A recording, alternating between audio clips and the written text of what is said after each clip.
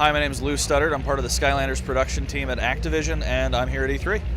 Let's talk about what's new when it comes to Skylanders here at E3. Yeah, absolutely. So we're showing off Skylanders Trap Team, which is our new game being developed by Toys for Bob.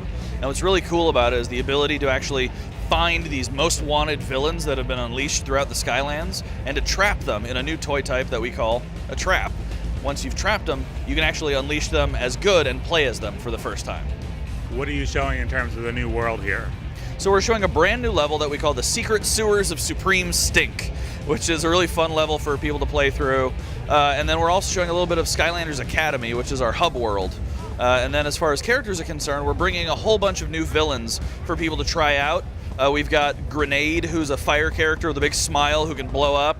We've got my favorite, which is Pinata, a big fat pinata that barfs candy.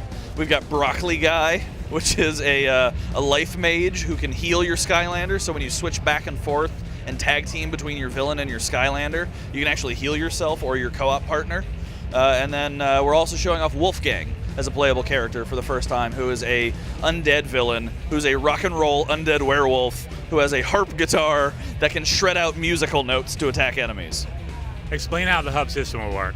Yeah, so the Skylanders Academy is really cool. It starts off as a single building with a small courtyard, and then as you progress through the game, additional buildings, additional areas will build out, each with different people manning it, different activities. So you can see Auric manning his shop, returning from Skylanders Giants, same with Persephone. But then we'll also have a game room where we're actually giving a little bit of a sneak preview to our new card game, Skystone Smash, which is really cool.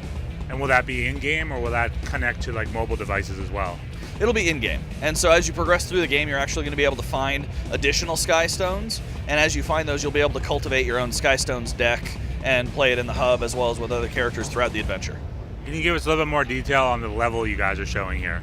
Yeah, so the Secret Sewers of Supreme Stink is a really fun level where you actually start exterior of this giant sewers, and it's actually been locked up for years. And then once you actually bust in by doing a couple of different puzzle objectives, which are really new and unique for the game this year, you get inside to find a whole group of gillmen who think that the outside world's been destroyed and that you're bringing in unclean germs into their dirty sewer.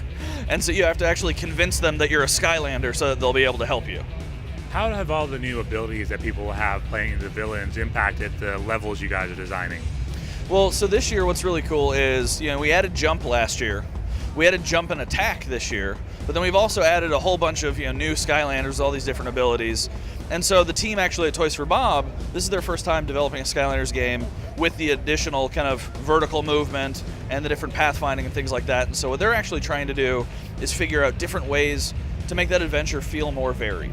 Make it still appeal for kids, still, unique and fun, easy to get into for our younger demographic, but at the same time, still varied and exciting for all of the older kids coming in as well.